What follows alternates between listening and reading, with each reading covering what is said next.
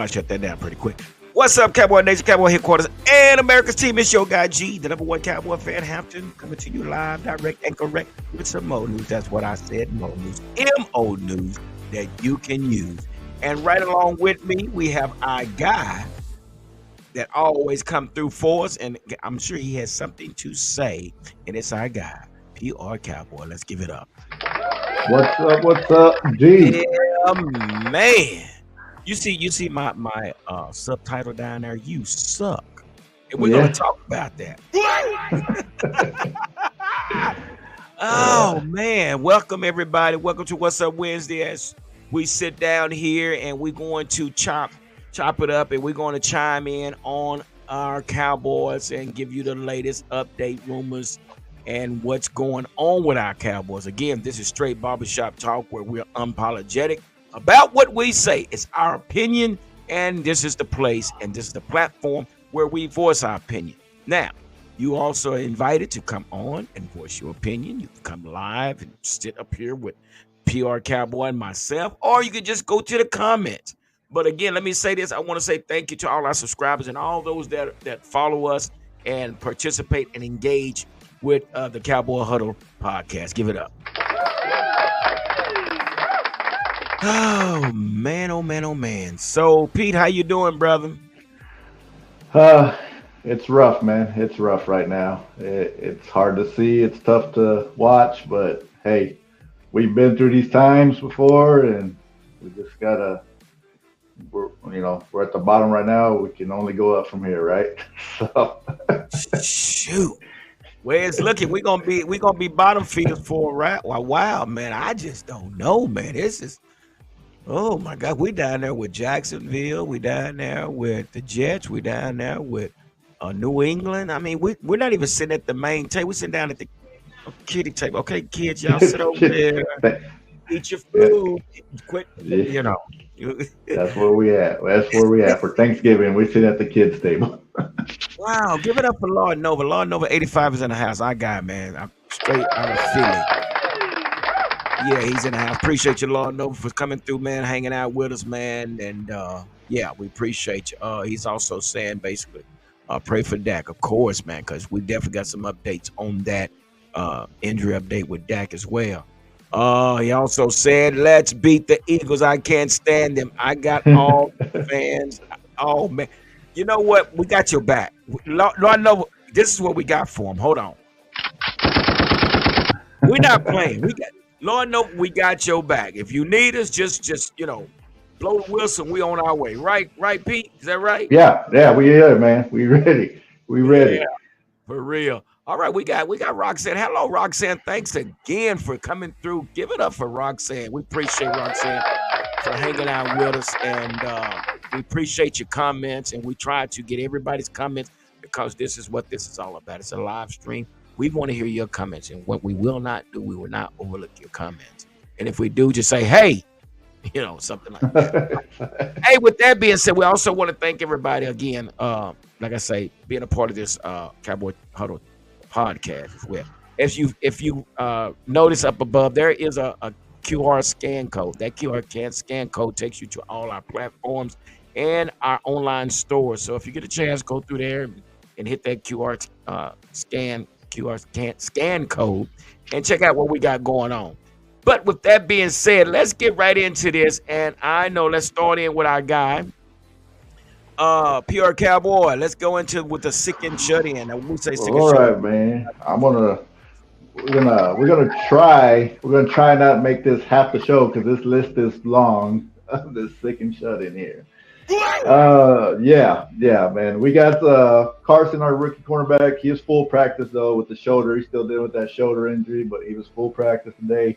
Nick Vigil, the linebacker, did not practice with that foot injury. Still dealing with that. Joanna Thomas did not practice. Got the concussion also as well. Doesn't look good for him this week. We get maybe some good news. Micah Parsons was limited today, so he's saying that he will be ready to go. So we'll see. Zach Martin did not practice, dealing with the shoulder as well. He's up there in age. And we saw CeeDee Lamb sparing his shoulder this past Sunday. He was a limited practice. We'll see what they do with him. They're gonna try to hold him back, but it looks like he's going to try to give it a go. Eric Kendricks, our linebacker, did not practice either, dealing with that shoulder injury as well. Linville Joseph, he did fully practice. He has a little back issue, but he fully practiced.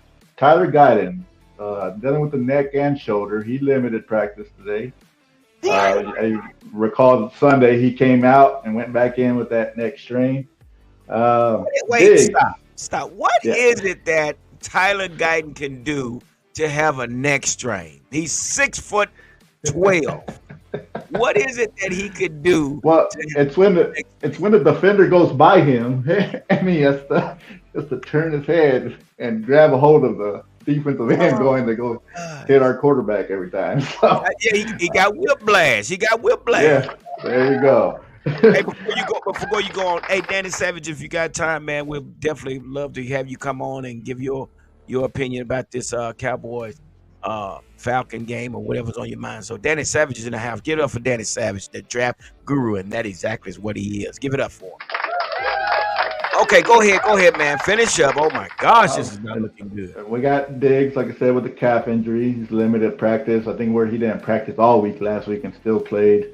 And then of course the big one, Dak with the hamstring, the torn hamstring. Looks like IR for him.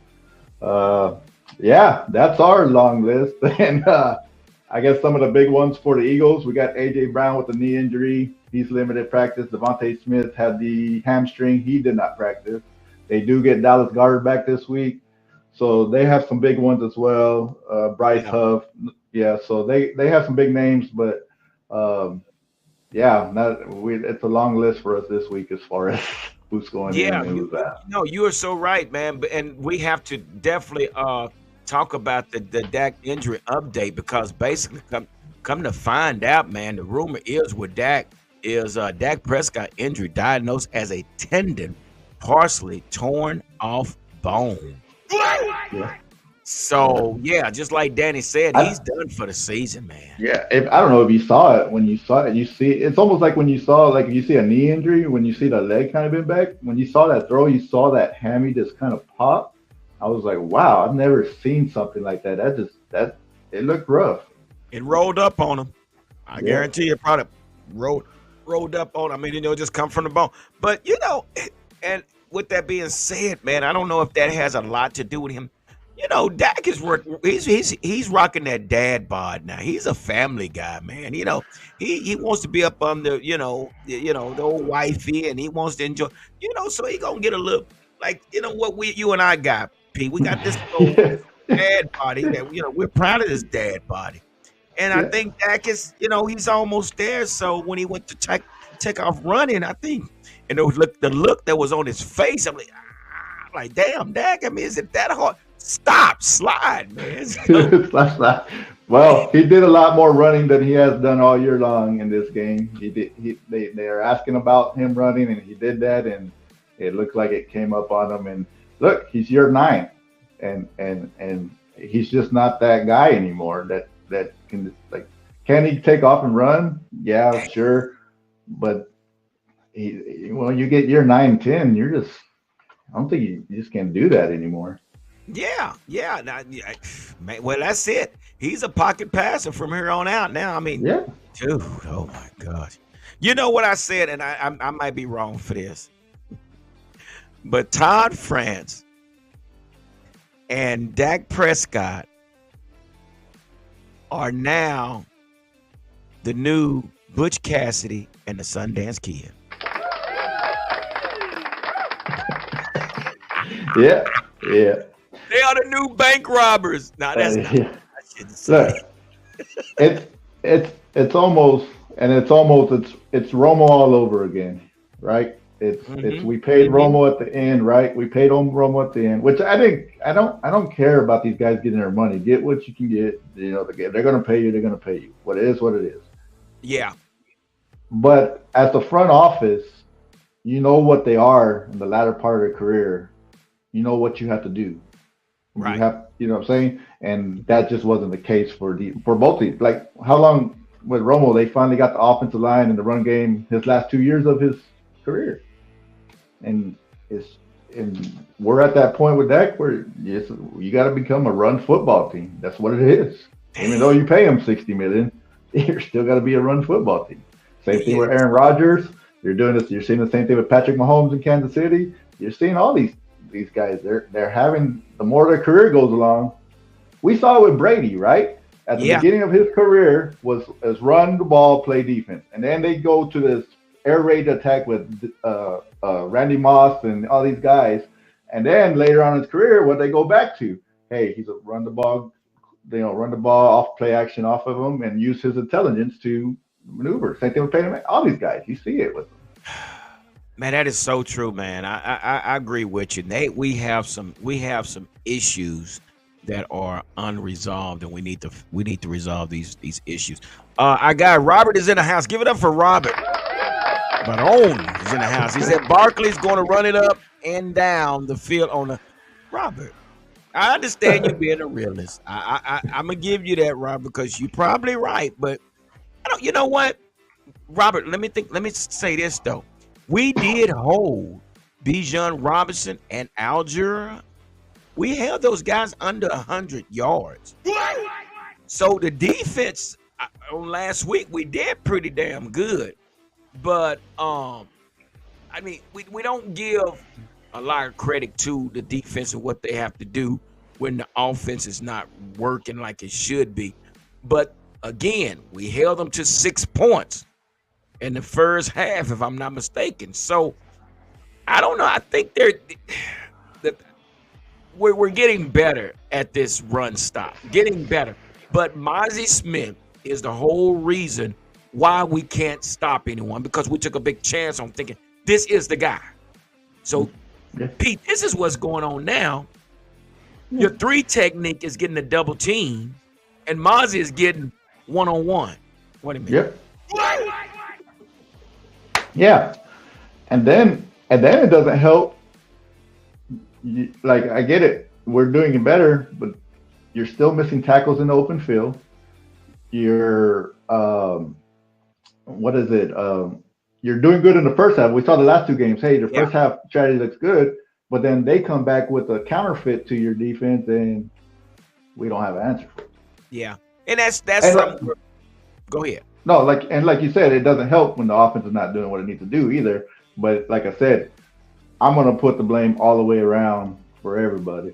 Oh, facts. Because and one thing about where the reason we're missing tackles because we have to add an extra guy or 2 up on the line because we cannot get our one technique to draw a double team to keep our linebackers free. So, how do you counter that? You add 2 extra guys up on the line of scrimmage. So, if they do break outside that first line of defense, it's a wrap.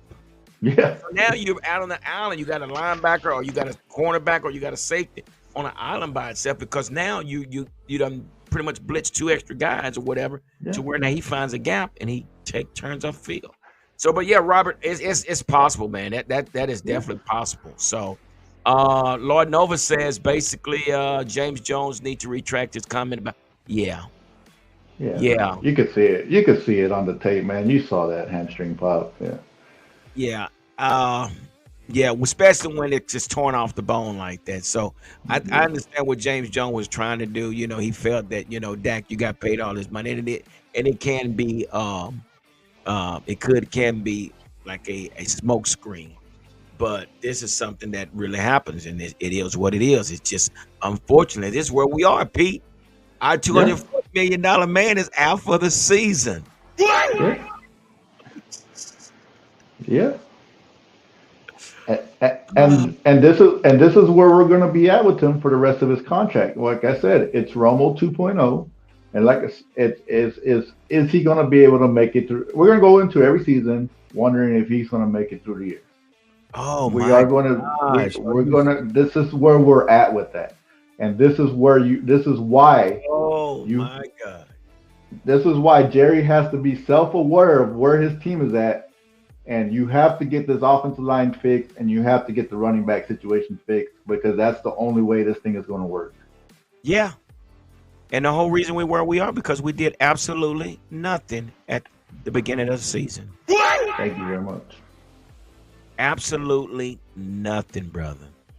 I Yeah. mean, I, I've done a video talking about the ambiguity, and he had to come correct himself because he said he's all in with these youngsters, but this team is not that young. We have veteran players on this team.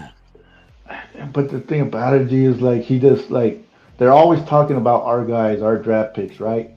But let's say Cooper, Beebe, and Tyler Getting turn out to be, all pros in year 3 or 4. Yeah, That contract's up by that time. You waste guys, good CD Lamb's 3 4 years older.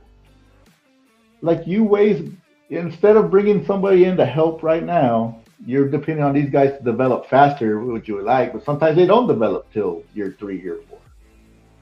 well, and I'm going to do it this way, but so with that being said, so it's been told. Yeah, I got to get into this real quick. So, here we are. We're talking about Jonathan Mingo. So basically, the team traded wide receiver Jonathan Mingo. We're talking about the Carolina Panthers. They're moving on from the recent high draft pick and a 2025 seventh round pick to the Dallas Cowboys in exchange for a 2025 fourth round pick. A league source confirmed to the Observer Mingo, the 39th overall pick in 2023 NFL draft, lasted just 24 games with the franchise. Says Mingo had an excellent training camp, but quickly found himself falling down the depth chart during the first half of the regular season. He was outsnapped by first round pick Xavier Leggett and undrafted. Wait a minute. Yeah. I didn't see this here early, PR Cowboy. And undrafted rookie Jalen Coker for multiple weeks before he was sent to Dallas. Through 9 games this season, Mingo caught 12 passes for 121 yards. He failed to haul in a touchdown during his entire run in Carolina, producing 539 total receiving yards off 55 catches in his time with the team. So, Pete, what are we doing? Classic Jerry. Classic Jerry move right here. Hey, let's take a chance on a guy that was high on our board during the draft, and let's bring him in to, see what we can get out of him. That's a classic Jerry move right here. And you can look at this 2 different ways. Like I said, I'm not totally upset with this.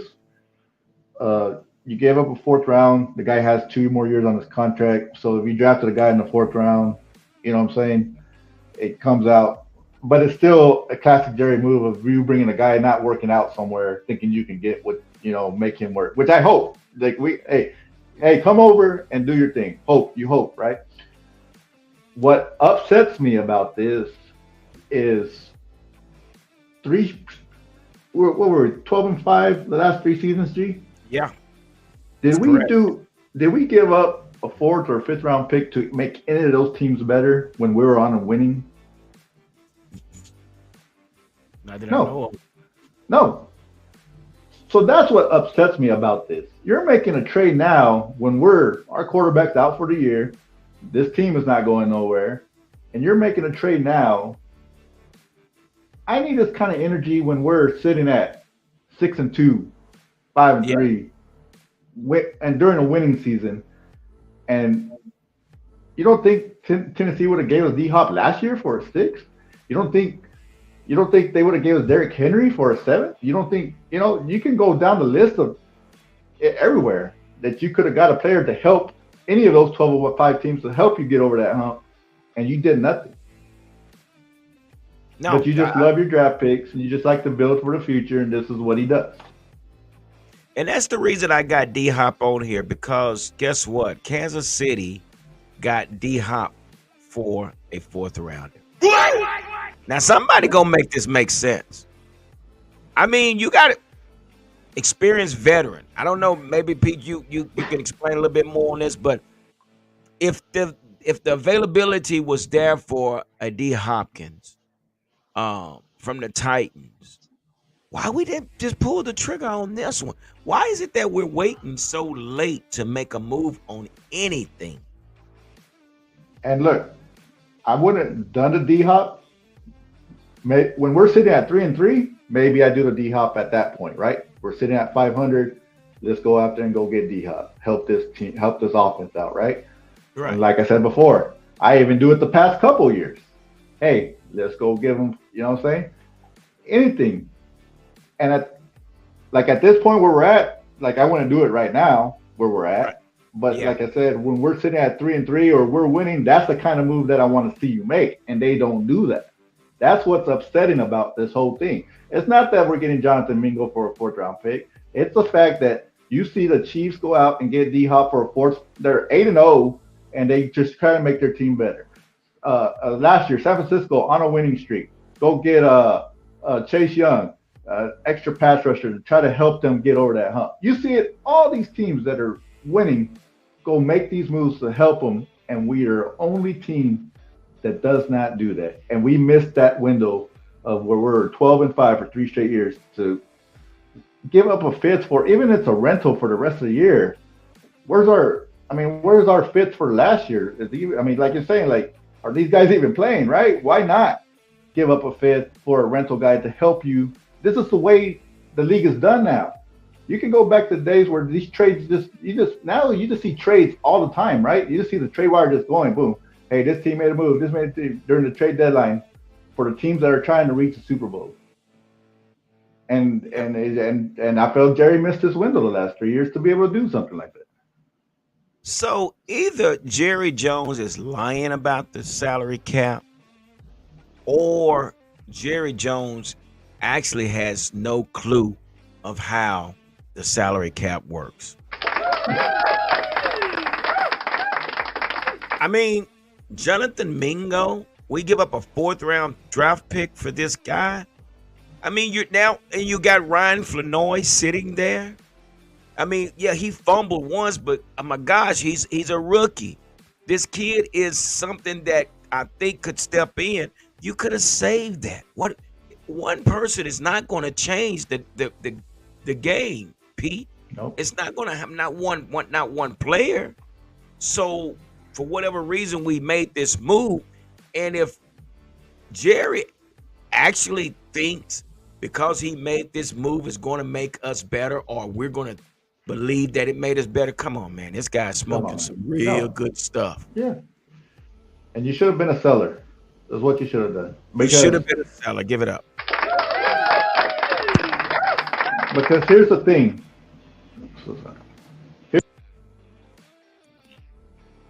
Like to dip into free agency. We know this. You're not going to do it. You broke up a little bit. Say that again. You broke up. I said, can you hear me now? Yeah. Okay. We're not going to dip into free agency, right? We know that. We're just not. We're not going to just. So when the free agency comes around, just everybody get that out of your mind. We're not going to do that. We never do. So we depend on the draft. This is the type of team we are. We depend on the draft. And if you have so many holes on this team, you should be selling to get more picks. Because if that's the way we're going to play the game, this is what you need to do. Yeah. Well, it's like a filtering system.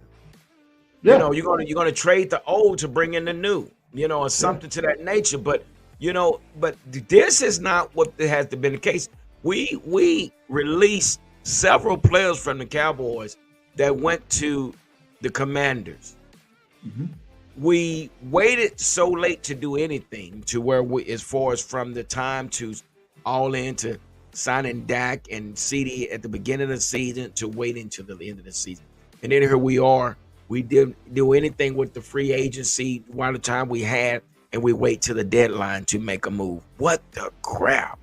Yeah. So, again, I say either Jerry is lying about the salary cap, or he has no clue how the salary cap works. I mean, that's just where I think that's where we are. Because this Jonathan Mingo thing just does not make sense, man. I mean, you still have Jalen Tolbert. You still have Ryan Flanoy. You still have Jalen Brooks. So are you saying Jonathan Mingo is going to leapfrog these other guys? Is that what we're saying? You're telling me you're out on these guys already? That you love your pick so much that you drafted yourself? which also might drive Brandon Cooks out this end of the season.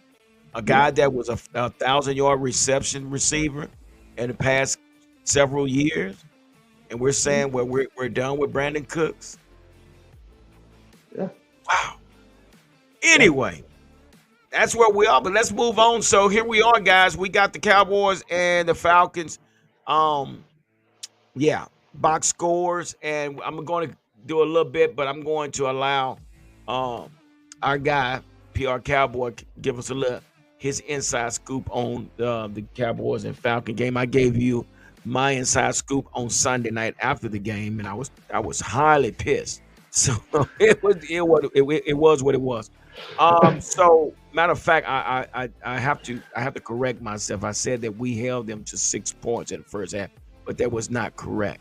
We actually gave up 7 points in the first quarter, 7 points in the second quarter, 7 points in the third quarter. Now the problem was we only scored 3 points in the first quarter, 7 points in the second quarter, 3 points in the third, and 8 in the fourth, which gave the score a 21-27 Atlanta win.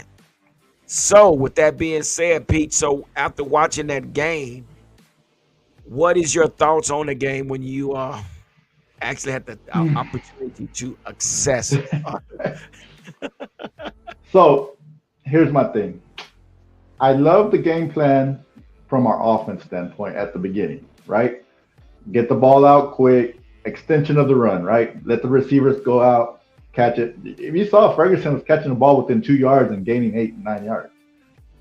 Rico Dowdle looked good running the ball when they ran the Right. ball with him. 75 Yeah, there was things to take away that were good with that, but it's key moments. It's key moments in the game. It's the 4th and 1 jet sweep. Wait a minute. Yes. It's the fake punt. It's the and a lot of this G is just there's a few plays you can go that are execution problems, not bad play calling problems. You can go to when they had the setup screen to Jake Ferguson, and they had it set up beautifully. They had it set up beautifully, and he was going to run for a touchdown probably. But he himself did not get enough of the defender to take him out of the picture to set up that screen, causing to deflect the ball. Facts. So when you look at this offense, I know we're on Mike McCarthy about, hey, we got to mix it up. But if you look at a lot of things, man, it comes down to execution. These guys are just not in a rhythm together. The offensive line is not gelling together. The receivers are not gelling together. With the quarterback, Dak doesn't trust the offensive line to hold up. It's all these things with the execution that is killing us. I feel like that's the bigger issue. And then when you go to the defensive side of the ball, yeah, they were holding them to run. But then what they do? Quick passes to Bijan on the outside, one-on-one situations with our safeties, not be able to bring them down to the ground. You go to when they had them back in the own 10-yard line, third down, what was 9, I think? Hits a quick hitch to the corner. Carson, make the tackle. They're punting deep from their own deal. You probably got good field position. Just key moments. Like I said, there were things that look good, but key moments in the game that you didn't take advantage of. I think it's called self-inflicted wounds. Yeah. And I say that because we were 7 of 9 penalties due to pre-snap. A lot of that happened in the second half. Yeah. So you cannot be 7 of 9 penalties due to pre-snap penalties. Where is the accountability? Okay. Yeah. But not only that, we went forward on 4th down 4 times and we was unsuccessful. That hadn't happened since the year 2000. So we got some problems, man. Yeah. And offense does not work. Dak, I don't think Dak threw one pass over 10 yards. Everything was, matter of fact, I got to talk about that. Let me say, I think I got Let's see if I got that there. Oh, wait a minute. Hold up. Wait a minute. Let me put some bass in it. We got somebody in the house, y'all. Oh, wow. And I'm sure he had something to say, PR Cowboy. Yep, bring him Without on, further man. ado, Bring him on. it's our guy, Chip Game Sports TV. Give it up. Chip. Woo! And he is dressed to the T, baby. What the what? Salute. You are now rocking with the best. Chip Game Sports TV. Right back at it again. In the middle of the Cowboys huddle. We got to say it's P and my man G. Number one Cowboy fan hand. In memory of Tom Landry, here we go. Is that what we doing now? Bring back the days of Tom Landry.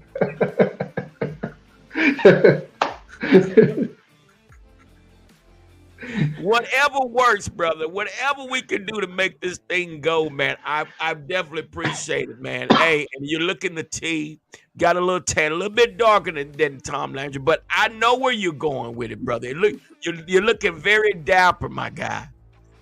Hey, G, thank you so much, G. And number one, I'm glad to be on board tonight.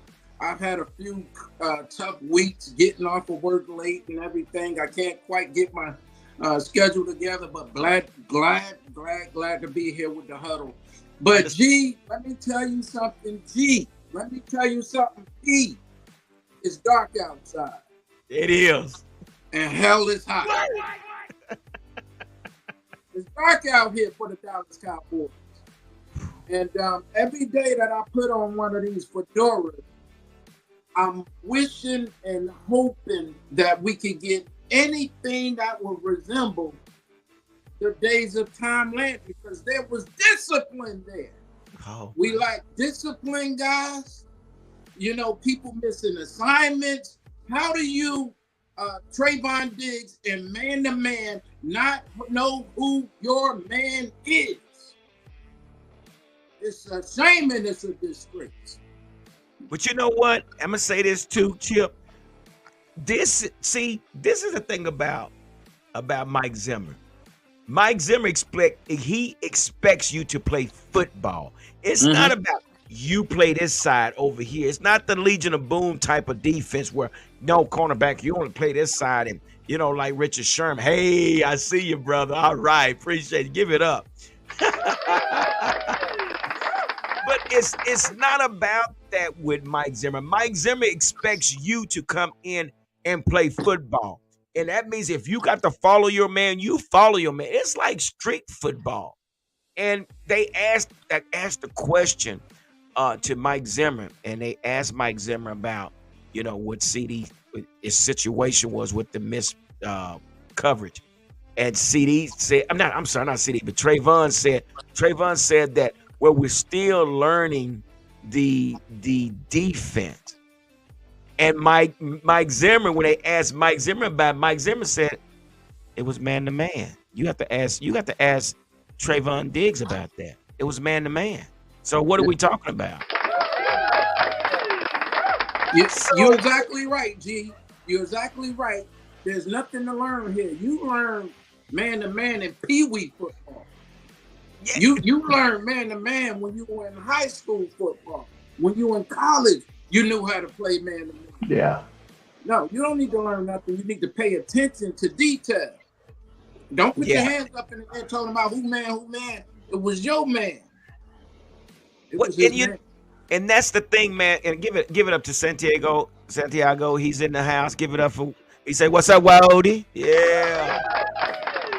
Appreciate you stopping through, my man. Hey, appreciate you. Keep the comments coming because I got some guys on the panel tonight. They are ready to answer any question that you may have.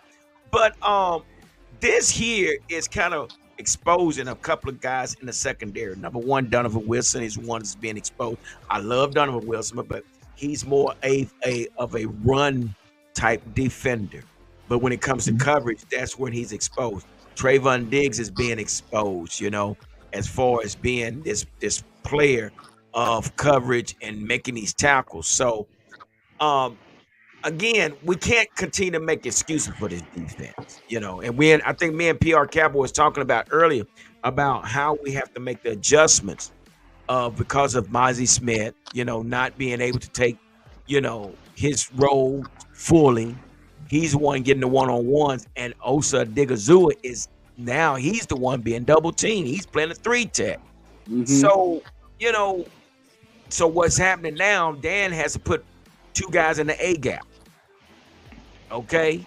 So if they break anywhere between that first line of defense, we got problems, guys. Yeah. They go into the house. And you look at it, and when you lose people like Curse in safety position, when you lose people like Lawrence Armstrong on the defensive line, all these guys, and Jonathan Hankins, and you did nothing to replace that. This is what you're seeing. This is what you're seeing. And then, like with Diggs, his whole comment about, I don't know if you saw it. I caught a clip of it with him talking to Parsons the other day. They actually said, because they were asked about them having a meltdown. I don't know if you saw this, G. And they both actually said, well, people got to understand we have a tougher schedule, and these are not scrubs we're playing out here. And I'm like, what? I watched that small clip, and I'm like, you said that. No, I didn't hear that. And when you have that type of mentality, that's not good. Up. You gave up. That's not good. We have a tougher schedule. What's Who says that? Yeah. Our star cornerback and our star defensive end linebacker, whatever you want to call them, both said that. And I would tell them, just like Herm Edwards said, I think when he was a Jets coach, you play to win the game. You play to win the game. So when you play teams in the playoffs, that's your mentality? Like, these are tough teams we're going to meet in the playoffs. Is that what we've been going in with? Well, the thing about where I'm thinking is I don't think there's no team tougher than my team. It's just this is where we get the softness from. I don't know. There's no one that's holding anybody's camera. There's no one putting fire up under these guys to where it's just, routine. But again, when I talk about Mike Zimmer's defense, it's more of these guys seem like they're entitled. How much effort are you putting into learning this defense? Like Mike Zimmer said, he said, you got to ask him. It was man. It was a man defense. I mean, I can't tell you anything. It was man. But anyway, so with that being said, Chip, your observations on the game on last week. That third quarter really got us. You came out here with a good pace. And I don't know, maybe the guys got fatigued or whatever it is, and you couldn't continue the pace. And you showed that you have a running back that you can stick to. If you would stick with Dowdle, because you saw him begin to matriculate some yards down the field. You saw those short passes begin to come effective for you. And the tempo was good, and you should have stayed right there. And somewhere in the third quarter, you lost it all. And it's been a problem every week, which tells me if every week that we come out of halftime, we act like we can't play, that's a coaching problem. Because when we're in the locker room, we're not keeping you locked in, allowing you to realize that we're the hottest thing on turf, right? Dallas Cowboys, they're going to tune in for you. They're coming for you. Be ready. We're never ready in the third quarter. You lose it all in the third quarter. Then the fourth quarter, here we go now with some urgency that we should have had in the first quarter, second quarter, third quarter. And I understand by the fourth quarter, teams are usually beating us, so they're in zone shell defense or whatever you want to call it. So they're going to allow you to get some bend but break type of yards there. But Cowboys need to act like it's your last play.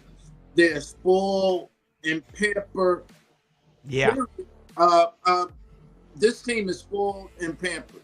And that's the problem. Not coached well. You're too spoiled. You're too pampered. and it needs to change. If it was me, I'd fire every coach except Al Harris and the special teams coach. Everybody. That's talking like a true coach like Tom Landry. Give it up for Chip.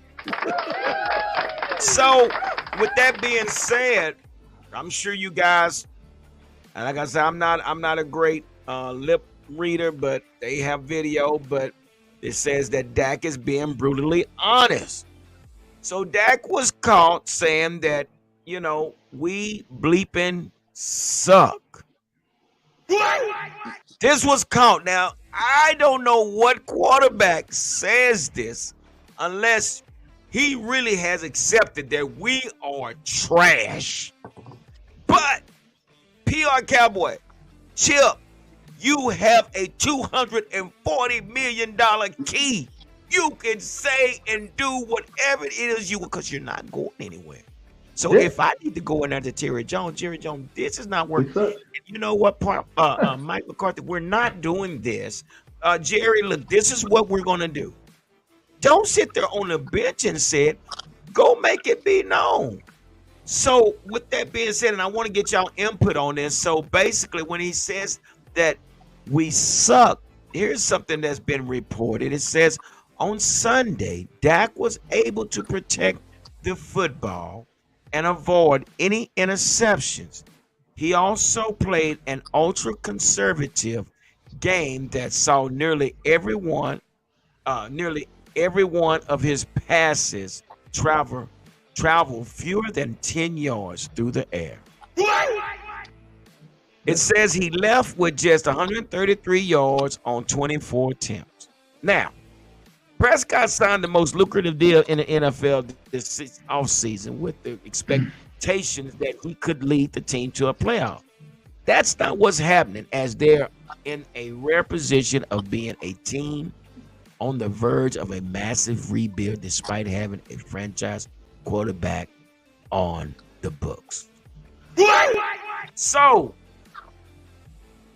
PR Crabber, we're going to start with you. What's going on? That is what he said. I mean, I'm not good at reading lips, but I think we know what he said. Bleeping sucks. He admitted so. And what's going on? And he sees it. You had to change the game plan to you don't trust the offensive line to hold up. So you change your game plan to, hey, quick passes, get the ball out of your hands, and let's make that extension of your run game. And and when you realize that's the only way you can move this offense, it's not good, man. It's just not good. And I feel like too, he's just sitting there not trusting his offensive line. And like I said, blame goes around everybody.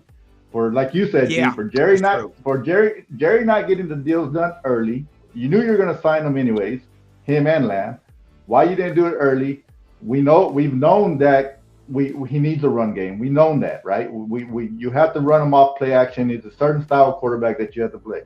We've known that. And you did nothing to fill any of those voids. You lost the running back in Tony Pollard. You did nothing to replace them. You lost Michael Gallup. You were like, oh, we're just gonna bring the young guys. You did nothing to help this team get better from last year. But he said he was all in, PR Cowboy. He said he was all in, PR Cowboy. Yeah. Hey, the one thing he said Sunday, he goes, "Oh, we're gonna be buyers," and he did. He went to go buy, right? He went to go buy Jonathan Mingo. It's like, man, like the last 3 years, your chances was there to buy to help this team get over the hump. Like, come on, man. You don't think I hate to be a broken record, but last year our run game was decent, right? At best. It was decent. You don't think giving Tennessee at the moment a 6th, 7th round pick for the rest of the year for Derrick Henry to help that run game be even better the rest of the year, to help you get over that hump? Like, this is the thing. He's not self-aware of where he's at. He's just not. He doesn't. And I don't know, man. Like I said, like we can go. The blame goes all the way. The offensive line doesn't protect well. Yeah, that's multiple things. And that he did look. The offense looked better when he does run. But remember what we said: year 9, year 10, we can't expect him to be that guy anymore. You think Lamar in year 10, year 11, he's going to be doing what he's doing now? No. I mean, that's just what happens with these guys, and you have to build around these guys. And like I said, we're in those later part of those Romo years where we're just going to sit here in the last 3 years of his deal, and we're going to sit here like, is he going to make it through the year? So what you got to do is rebuild his offensive line and get the running back situation. You know, and Pete, I appreciate that because you hit the nail right on the head. Give it up. Chip, I want to hear from you, but before we go, I got to bring my guy on, man. I get on with him on Talking Crazy, and this guy here, man, has a lot of content. And if you guys are watching, make sure you go to follow him as well. So let's invite our guy, Cowboys Corner, onto the show. Come on in, brother. Cowboys Corner is in the house. Thanks for sharing the link. Thanks for letting me on. Yes, sir. Yes, sir. We're just kind of recapping over the Cowboy Falcon game, and Chip is going to give us a hot take, and then after he give his take, I want you to give your take on the Cowboys Falcon games. Chip, come on, let us have it. You know, it's just a shame and a disgrace, number one of all, that we didn't win the game, because I think you had position based on what you were doing early to be able to win the game. Now, that being said, it's just so challenging when you watch this team. It's hard. It's a hard watch right now because from the baby eye, look at the pee-wee football eye. You know, let's line up, let's tackle, let's catch, let's block. We're missing on everything. The communication is terrible. 60 is going to give you 1,500 offsides penalties, pre-snap penalties. 78 ain't blocking nothing. 70 isn't what he used to be. And so the game that you have to play based with these cards here is, if it was spades, you got one in a possible. You're going blind. You don't have a winning hand here. So without a winning hand, the best thing you can do is get this rock out of your hand very quickly. And I wouldn't mind paying $60 million to some bus driver for the year, because you could bus drive a formula. Because let me tell you something, Kirk Cousins, sir, is a bus driver, and he drives that bus very well. Gee, give it up for Chip. I cannot disagree with you, brother. I mean, it's where we are right now, and we're sitting here trying to figure out how in the crap are we going to fix this crap. Cowboys Corner, how you doing, brother? What's going on with you, and what's on your mind? Dak was being brutally honest. He said we bleeping suck. And come to find out, we also read a report that said that Dak didn't even throw over 10 yards. So what the crap are we going on, and what are we doing with this offense? Dak Prescott played 3 quarters. 3 quarters of ball. 18 for 24, 133 yards, 1 touchdown. Cooper Rush played 1 quarter. 13 for 25, 115 yards, 1 touchdown. Why was it Cooper Rush was able to move the ball down the field more effectively and efficiently than your $60 million starter? So when Dak Prescott sits there on that sideline and looks at Trey Lance and says, "We effing suck," Dak, your defense gave you opportunity after opportunity after opportunity. Yes, Terrence still ain't playing the best. Yes, Zach Martin is getting along in the tooth. You had more yards, you had more rushing yards, and you had more time of possession, and you guys couldn't score points. Whose fault is that, Dak Prescott? Who is supposed to be the leader? Who is the highest paid? Who's supposed to step up? Instead of saying we, because you don't say we at the podium, you say we're not, and they're not, and this not. You don't ever take accountability. It's time for you to start saying I suck, because that's what I seen against them Falcons. I've seen a 60, and then how do you tear your hamstring throwing a football? He tore it off the bone. Well, you know what? Clarence Hill, a reporter had asked him. I don't know if he took that in consideration. Said what be asked about running the ball, and because we saw last week that there was times that he could have ran the ball for whatever reason he felt the need that he was going to run the ball this week, and maybe that long 30-yard run was the start of the end of his season, but No, because he didn't pull up on it. He didn't pull up gimpy. Usually when you get a hamstring, I've had one. You're running and then, ow, you pull up and you're like, ooh, that didn't feel good. He threw the ball. They played in slow motion. It was on his face. You know why he tore his hamstring when he was starting football? Because his footwork is crap. He has a rookie footwork. He got happy feet. He's bouncing around. Just a few weeks ago, Sunday Night Football put out a piece of Dak Prescott's footwork. This is a 9-year veteran, G. Hampton. Chip game. PR. This is a 9-year veteran.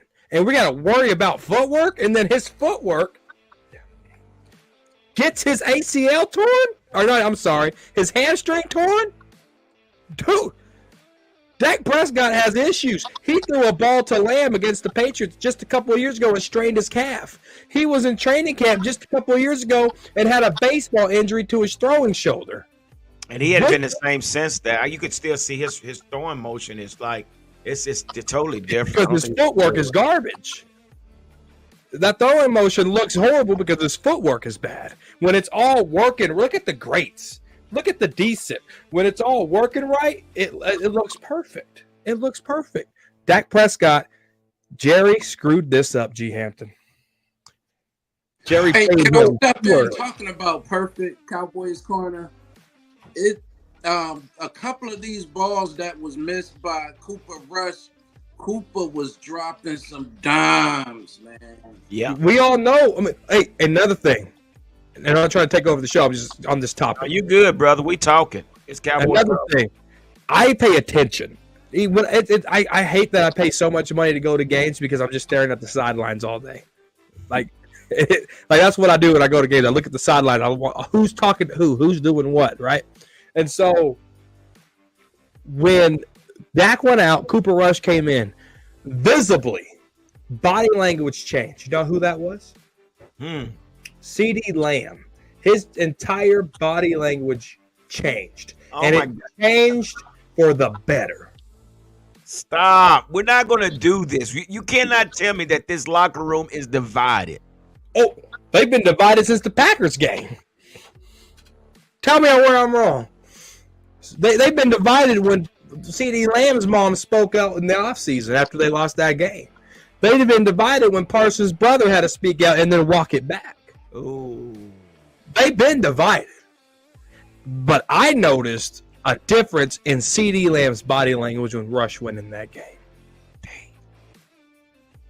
That's not good, man. So, Cowboys, is that why Zeke is back? Because Zeke is Dak's best friend?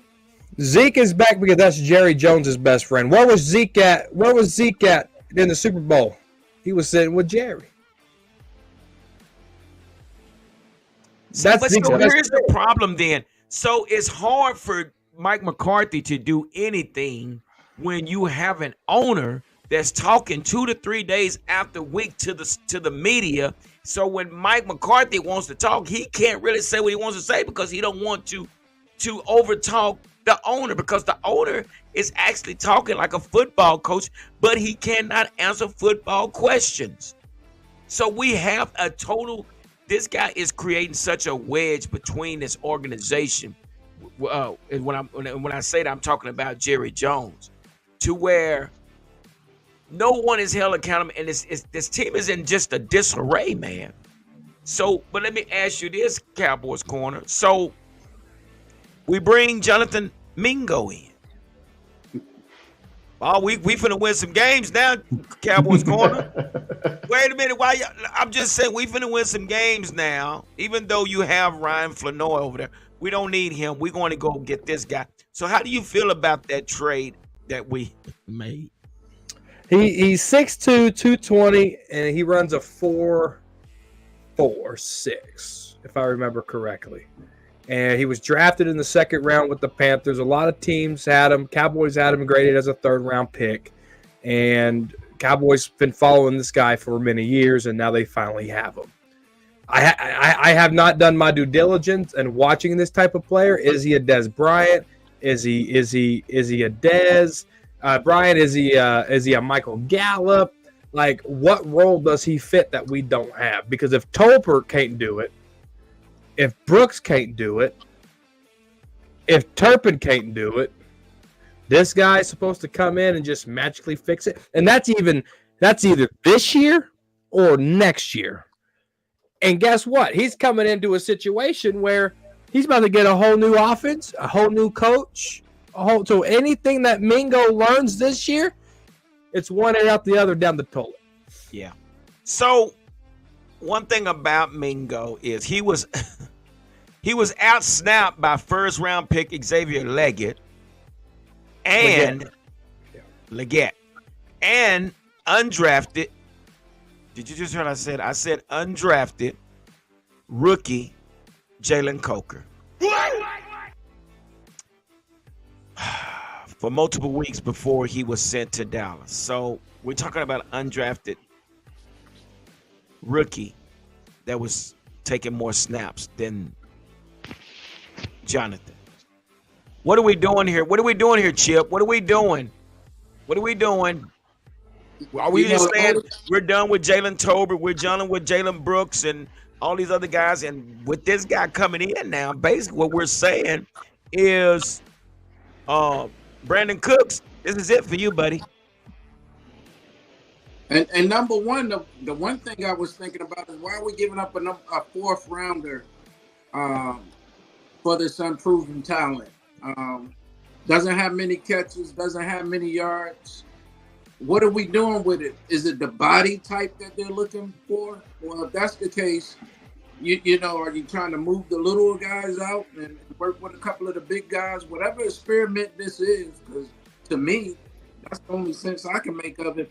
Oh, well, let's go ahead with the experiment, because at this point, I don't know how much further are we going, although I do think Cooper Rush gives us a good chance to be competitive. Yeah. Ooh, wait a minute. What? And that goes back what Cowboy Corner was saying, PR Cowboy. He said that CeeDee Lamb's demeanor changed when Cooper Rush got into the game. So not only that though, PR Cowboy, they had Michael Parsons on an interview today. And they was asking about Dak. He said, well, we're gonna win. We can win games without Dak. And then he talked highly. So what? Just hearing Michael Parsons talk highly of Cooper Rush, that in itself makes it seems that if CeeDee and Micah are against Dak and the lineman over here, and it's crazy. Somebody has to take a hold of this team, PR. What do you think, brother? And once again, what I say before, it's the Romo and Witten all over again. Romo and Witten are the buds here, and who's getting mad out there? You know, Dez. Who else is getting mad out there? And it's the same thing here. And we're going to find out, right? Because, like, when Cooper Rush came in the last time, our defense was playing at a high level also. And Cooper did a good job. And I'm not going to say it, but like, he did a really good job coming in those 6 games and holding the fort down. And like I said, he can manage the offense. I think he'll be fine. He'll do good. He'll do good work. But we're going to find out also too, is this defense going to continue to hold up for him? Can he put over 24 points? Because you remember in those 6 games, it was 16 points on average that he was averaging. Is that going to be enough to win games with him? Well, we got some stuff going on. Hey guys, before we go any further, I got to do this channel identification. Hold tight.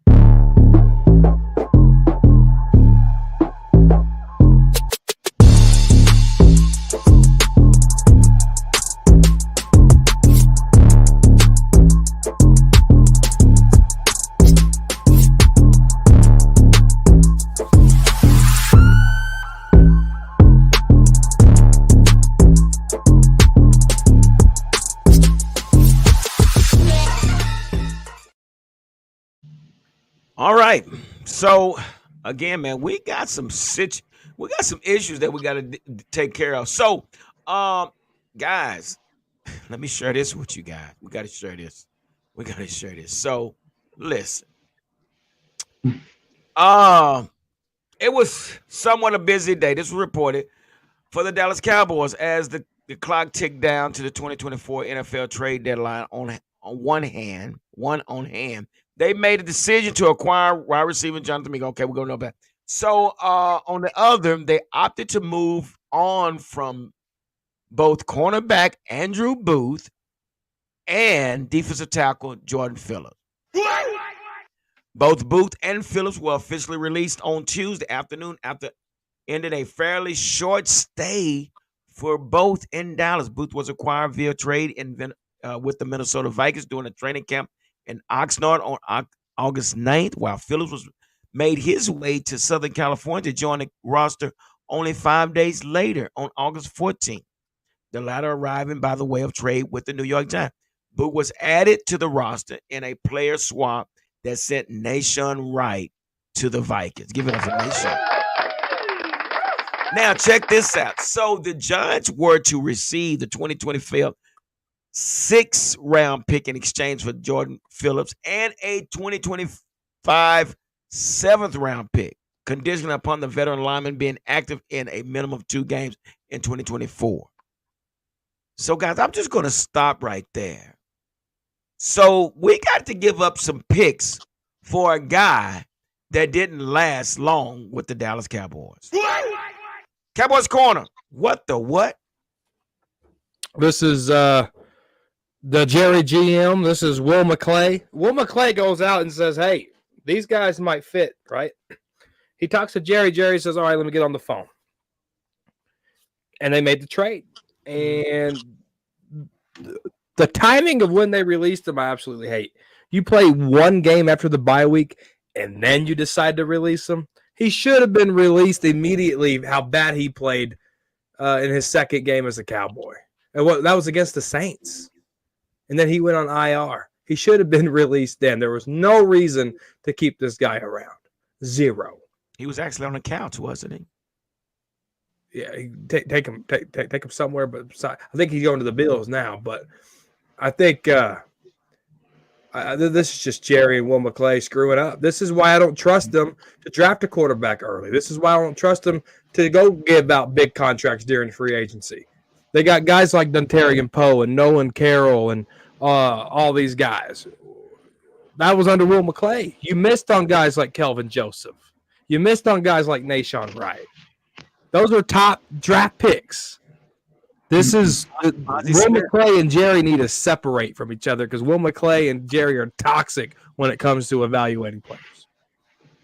So and that's where we came up with the issue, right? We talked about this. Is we know we're not going to dip into free agency. We know that, and you have to be able to hit on the draft picks if you're going to do that. And you just brought it up. We gave away 3 draft picks coming up. So and we need more than that if you're going to be able to fix all the holes that we got. And that's where it just doesn't look good from the outside looking in right now. Chip, we have to give up a 4th, a 6th, and a 7th round because of the buffoonery that we have created in the organization. Number one, this is a terrible team when it comes to overpaying, underpaying, compensation. Any of those issues, this team doesn't do well with it. Cowboys Corner hit it right on the. A lot of people give a lot of props to Will McClay. A lot of people, want Jerry out of there.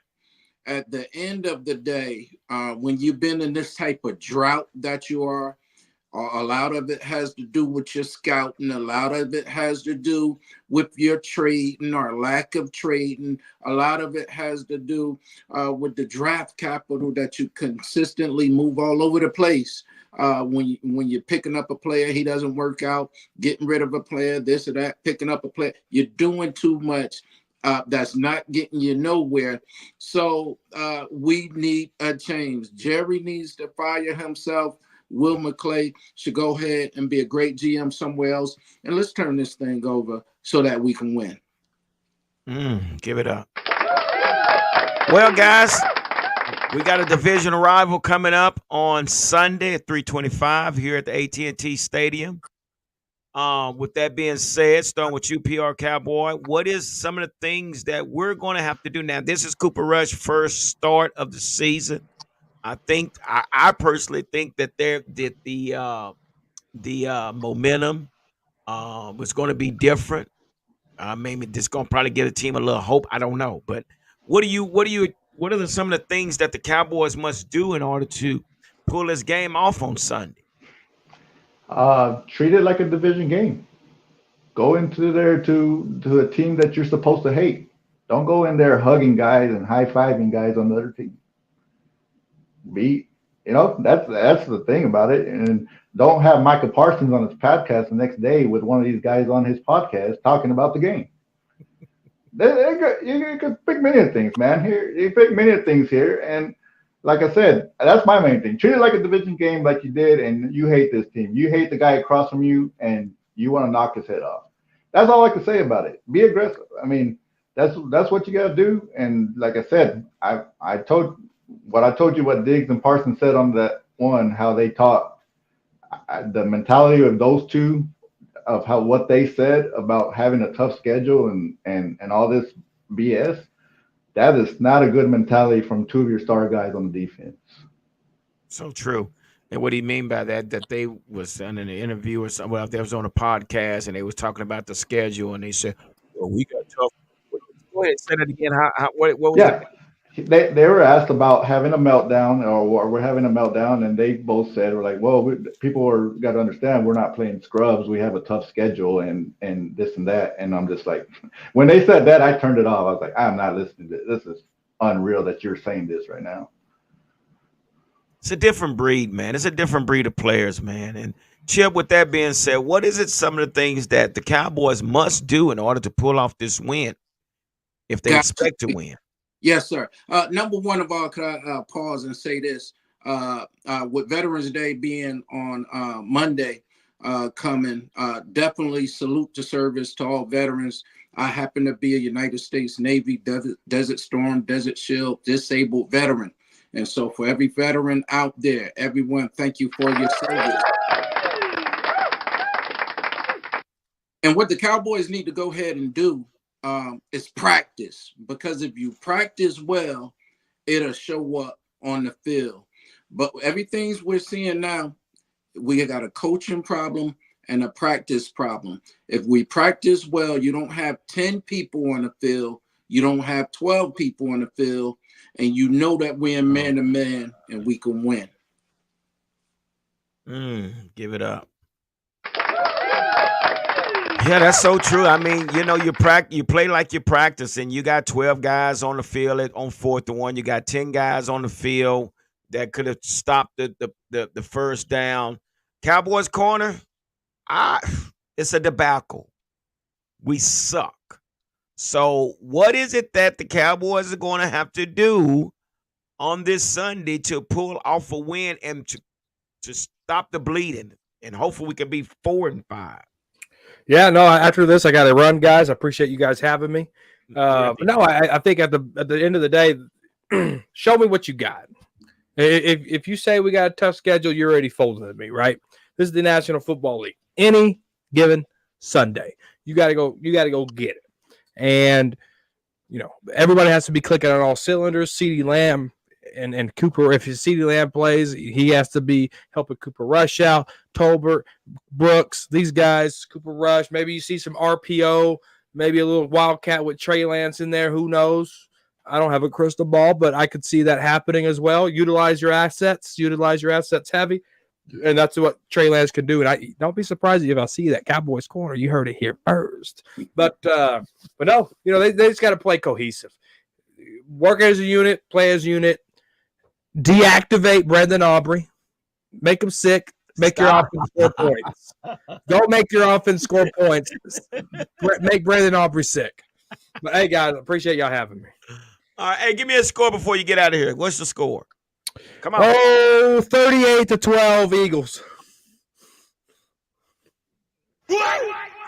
All right, Cowboys Corner. As always, man, we always appreciate it. I'll catch you on Saturday night, man. All right. We'll see you guys. Thank you. All right, take care. All right, with that being said, guys, Chip, I know you got something better than that. Woo! I got a lot of win because it seemed like we're putting it in a win this season here. You know, I cannot give up on my Dallas Cowboys. No matter how bad they let me down, no matter how bad they look, I'm diehard to the core. There's only one time that I ever bet them against them, and that was this year right here on this show. But I can't do it. I'm going with the Cowboys. 24-21, Dallas Football Cowboys. Ooh, y'all don't know. Y'all creating a problem here. Good. Okay. All right. PR Cowboy. What is it that the Cowboys must do in order to pull this game off on Sunday? Be on the same page. If a screen is called, be where you're supposed to be to make that screenplay work. You got to be where you're at. Everybody has to do your job. Don't do too much. I think they're gonna do what they've done before with Cooper Rush, right? They're gonna we'll probably run the ball 30 times this time, which I don't know why we didn't do it all year long. And we talked about it the last time when Cooper Rush played, is why are we not running that style of offense when Dak's in there? Because it seems to work very well.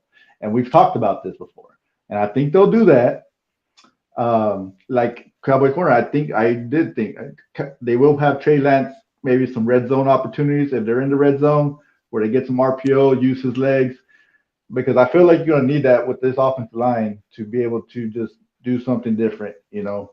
And I think it's a division game, right? Who knows? And I think 2017 us is what I'm going to pick. Give it up. You know, again, Lord Nova had asked us, you know, keep Dak in your prayers, and with which we will do that for sure. But unfortunately, because where we are, I really feel that Cooper Rush is going to change the momentum.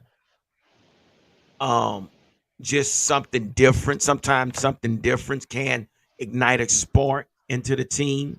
So maybe these guys will get up to play. We heard Parsons say, "Oh, well, yeah, I think real highly of Cooper Rush. I think he's a great player, and he's that guy." But I think this, having Michael Parsons back as well, this could be a turning point to where we're actually able to pull off a win. Again, we are probably going to condense the offense again for Cooper Rush, which might be working his favor. I do see us and I don't know why they don't do this with Dak. I mean, it's okay. I don't care what he's paid, but if you have to condense the offense, condense it. But I think you'll see a lot of heavy running this week. You're going to need a lot of heavy running in order to open up the passing game. But I see us being consistent, moving the chain, being balanced, and scoring some points. I say if we take the lead early, that would definitely be a kickstart for us. So I can see this, and I hope I'm right when I say this. So I'm going to say the score is going to be 28-20 Cowboys. Patrick Ryder said 35-20 Eagles. So that's his score. Give it up for Patrick Ryder, the fire starter. So that's where we are, guys. That's where we are. So all we can do is hope and keep our fingers crossed. We got to hope, man. Look. It doesn't look good, and you can say what you want to say. Dak this, Dak that. Cooper Rush.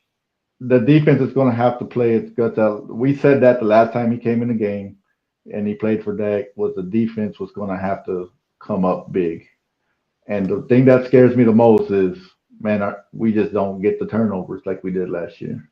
Yeah. And that I think that's a big part of it too. So, but like you said, I think they'll come out with some momentum. I think they'll come out fiery, and it's all about what they'll look good in the first half. It's what they do in the third, fourth quarter is what we want to see. Yeah. And it's a quick question.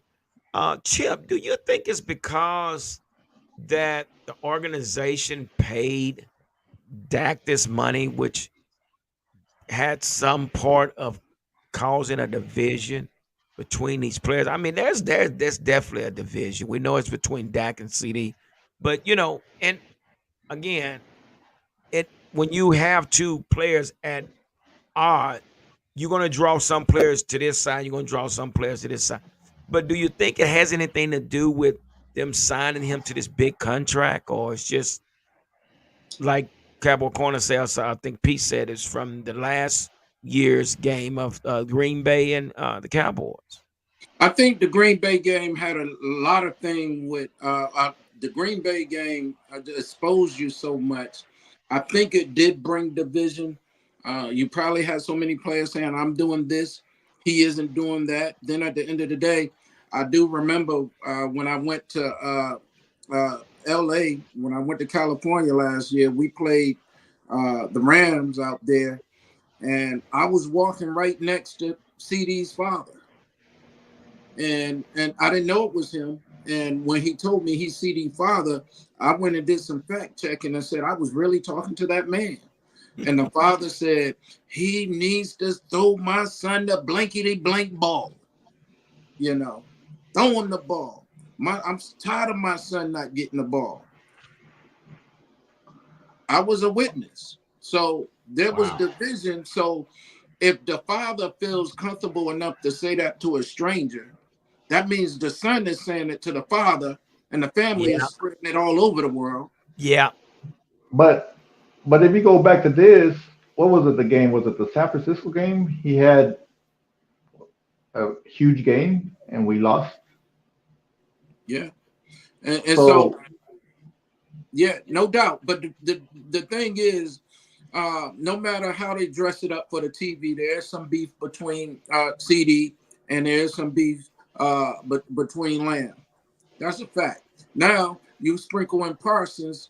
Parsons goes ahead and says something about a player, and the player said, "Hey, we sit right next to each other in the locker room. Why you getting on the podcast saying this to me?" So Parsons is bringing some beef. Now Yeah. you bring in Zeke, who the owner loves, right?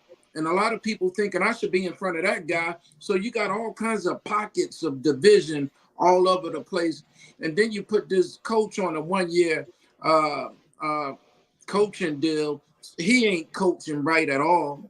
And you can tell that the discipline is not there. So they're not practicing well. They're not focused. They're looking at the wrong things. Plus, on top of that, they're spoiled just because they're Dallas Cowboys. And that's so true. Give it up for Chip. And you know what? And now that you say that, these players knowing that their coaches are on a 1-year contract, they're like, man, let's get this season over with so we can get some new coaches in here. And that could be the attitude. So the way Jerry went about doing all of this is has just this organization in a debacle. And with Yeah. that being said, we got another guy that brings great content. We got Cowboys champ in the house. Give it up for Cowboys champ. How you doing, brother? How's everything going with you? It's another win today. Another half day to the Cowboys to lose again. So this is what we're talking about. I know you're catching on the tail end of it, but we're talking about the Cowboys versus the Eagles and what it's going to take for these guys, knowing that Cooper Rush is going to be at the helms of the quarterback. What is it going to take for Dallas in order to be able to pull off this win? Man, you know what? Really, to be honest, I want the Cowboys to lose so they can have a good a draft pick. But the problem is, I think having Cooper Rush is more this to me. He's more disciplined with in the pocket versus the $60 million quarterback. And plus, you know that the Cowboys are definitely going to be running the ball more with Rico and whether it's Dalvin, number 40. Well, I forgot his name. No, the fullback. Hunter. Him, Cook, or Zeke. I don't see Zeke, right? I don't see Zeke playing this Sunday. But with that combination, I'm not saying the Cowboys are going to win, but the odd to me is a little bit better now. But like y'all was saying, the whole coaching staff is on a 1-year deal. We have a lame duck coach. This whole coaching staff is uncertain. We don't know what direction the team is trying to go. And the fact remains, the Cowboys, they really should be playing the young players to see what you got for the future. And but with Cooper, like I said, Cooper Rush, I think he's more disciplined because Cowboys definitely going to have him more on a tight leash than anything. Yeah, I think that changed the narrative just by having Cooper Rush, and I just hope Cooper Rush come in and do what he's supposed to do. Again, I'm not going to sit here and blame everything on Dak because some of this play calling when it's 4th and 1, we're in shotgun. I did not understand that 4th and 1. Then the 4th and 1, we're doing jet sweeps. Some of those things, it's just, Mike McCarthy's throwing down the pad, but Mike McCarthy, some of these plays that you threw out there are just trash. So it all goes hand in hand. So hopefully they're got. Go ahead. Speaking about Dak, I know. Okay. A lot of people don't know me. My feelings about Dak, I think he should never got that stupid contract. But yesterday, the Cowboys traded for the wide receiver. What the HE hockey stick that's all about? We do not need any more wide receivers. Why not get a running back to help Dak or whoever? Get a defensive tackle, a defensive end, a safety. I mean, it could have had any type of pick, but another wide receiver. Man, we got wide receivers. The problem is, like you said, it's the play calling and the fact is, McCarthy is that it's not mixing at all. No, they're not meshing. It's just like it's oil and water. I'm sorry, oil. It's oil and water. Right? It's not mixing at all, and that's the problem that I had. Especially, I mean, because we got an 83-year-old wannabe GM still playing GM, and he don't know what the hell he's doing. And then another thing, people really need to start putting Will McClay on notice too, because I'm like, Jerry ain't gonna do this by himself. He get this from Will McClay. Yeah, that's a lot. That's not question. And G. Go ahead. And with him saying that, it just popped in my head. Jerry, 86 years old, playing GM, like he said. I could just see Jerry. It's like he has a train set. He's one of those old men with just a train set, and he's just like, "Oh yeah, I'm gonna put this here." This is what I imagine Jerry doing with this team right here. This is what I imagine. And he wants to be a part of what's going on, and basically he's hurting the team more than he's helping the team. And this is where we are.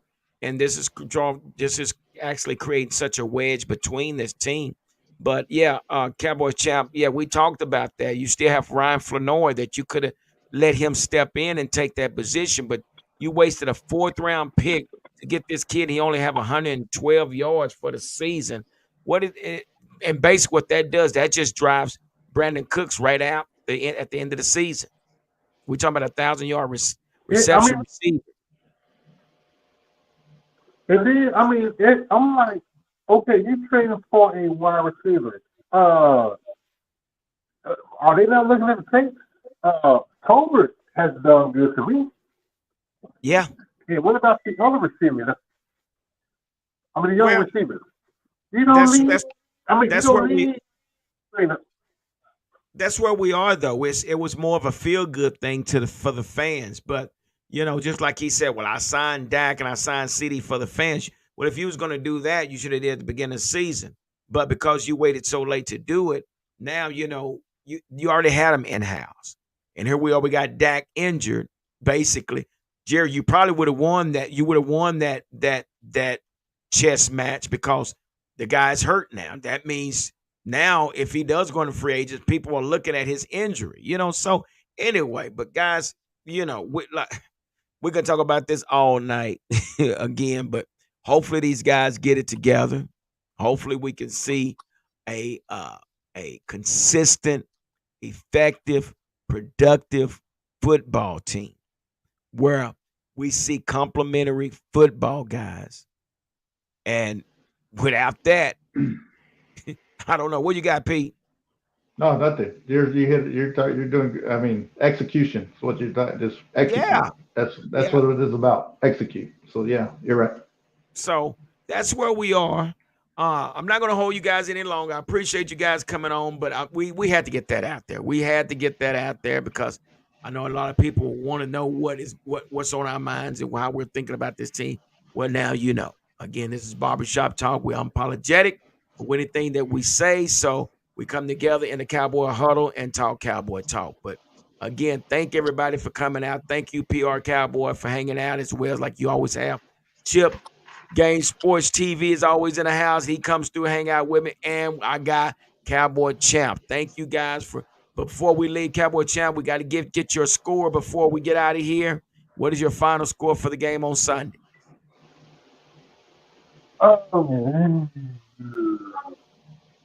Eagles 28, Cowboys 13. Say that again. Eagles 28, Cowboys 13. Woo! All right, well, you heard it first. Again, guys, do me a favor before you get out of here. Make sure you hit that like button down there. If you're not a subscriber, make sure you hit the subscribe button and also hit that notification bell so you will be notified when the next video is posted. Again, thank everybody that's on this panel tonight. And we will see you on next time on What's Up Wednesday. With that being said, like I always say, stay safe and continue to be blessed. Deuces.